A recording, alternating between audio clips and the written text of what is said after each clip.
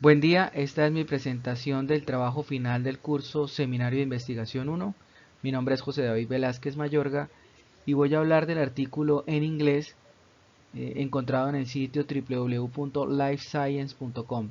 El artículo tiene por título Science and the Scientific Methods, Definition and Examples, escrito por la doctora Alina Branford y la doctora Ashley Hammer, publicado el 16 de enero del año 2022.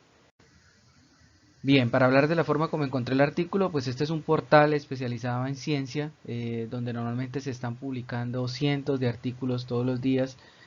Se ingresa a través de la URL en un navegador web, www.lifescience.com, y el artículo que encontré tiene que ver con el método científico, que lo explicaré más adelante.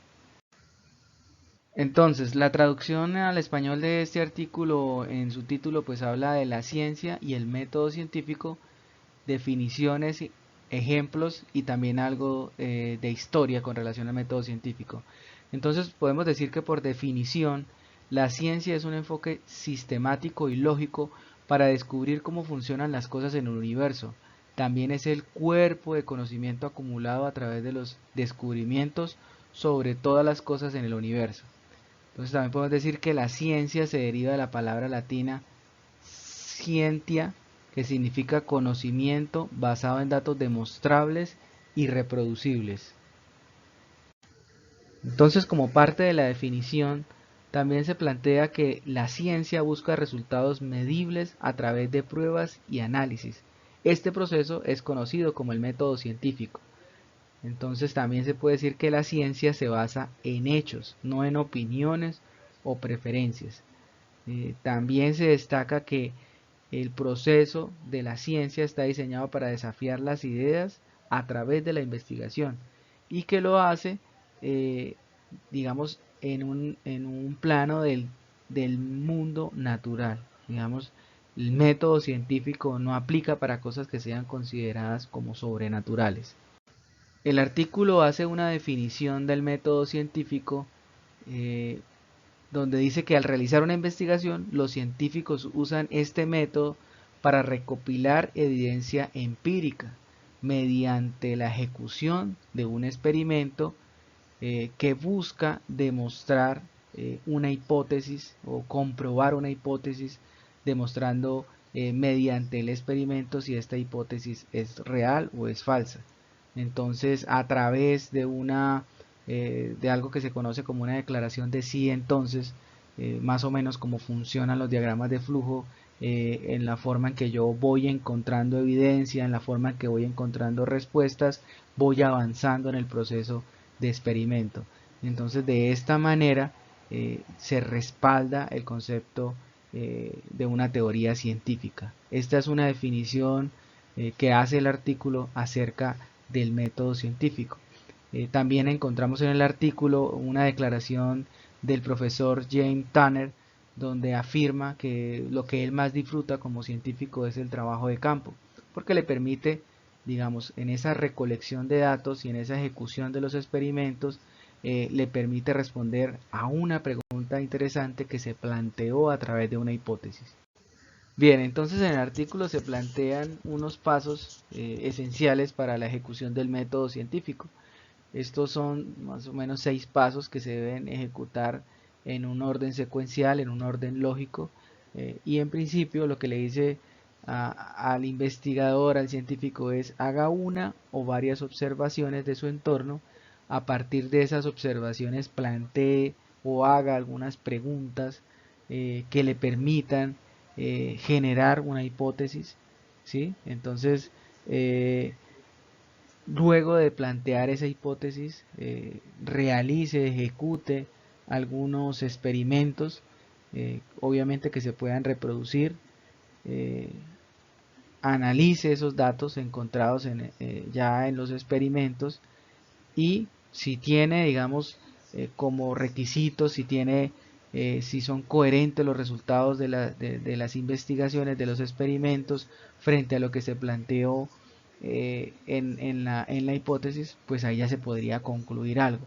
Sin embargo, algunos autores plantean que es muy importante un elemento conocido como la reproducibilidad. Entonces, se entiende o se sugiere que todos o que este método científico tenga muchas repeticiones, ¿sí? Digamos que a la primera no se va a encontrar, digamos, un resultado concluyente, y que a mayor número de repeticiones que pueda tener esta parte de la ejecución de los experimentos, pues va a estar mucho más respaldado el resultado.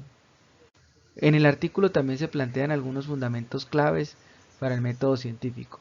Con respecto a la hipótesis, que es un elemento muy importante, se dice que debe ser comprobable y falsable, es decir, que pueda ser sometida a potenciales pruebas que lo contradigan.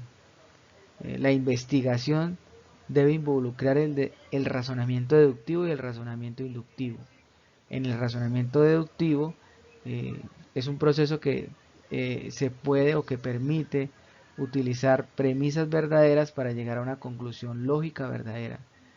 En cambio, el razonamiento inductivo usa observaciones para inferir una explicación para estas mismas.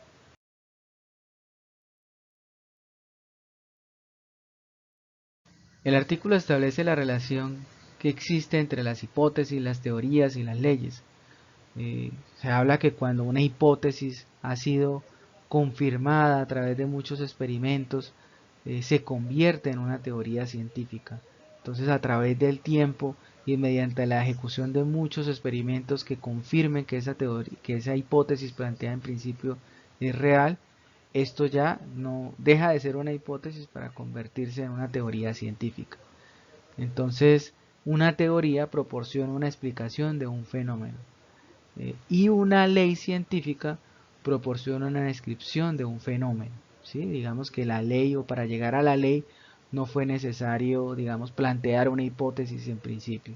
Un ejemplo de una ley sería la ley de la conservación de la energía, pues, que todos sabemos que es la primera ley de la termodinámica, que dice que la energía no se crea ni se destruye.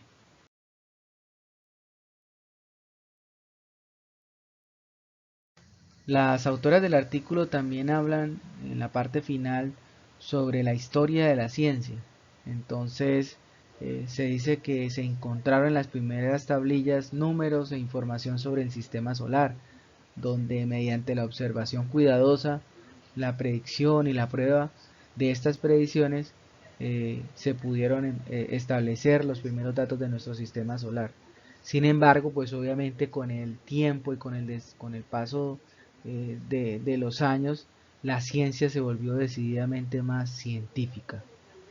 Entonces, el primer registro que aparece en el artículo es del año 1200, donde Robert Grosseteste desarrolló el marco para los métodos adecuados de la experimentación científica moderna. En el año 1400, Leonardo da Vinci comenzó sus cuadernos en busca de pruebas que el cuerpo humano es microscópico. El artista científico y matemático también reunió información sobre la óptica e hidrodinámica. En el año 1500, Nicolás Copérnicus avanzó en la comprensión del sistema solar, como lo conocemos, con su descubrimiento del heliocentrismo, que es el modelo donde la Tierra y los demás planetas giran alrededor del Sol como el centro de nuestro sistema solar. En la década de 1900, los descubrimientos de Albert Einstein, mejor conocida por su teoría de la relatividad, dominaron el comienzo del siglo XX. En el año 1952, Jonas Salk desarrolló la vacuna contra la polio, lo cual redujo la incidencia de esta enfermedad en los Estados Unidos en casi un 90%. Al año siguiente, James Watson y Francis Crick descubrieron la estructura del ADN.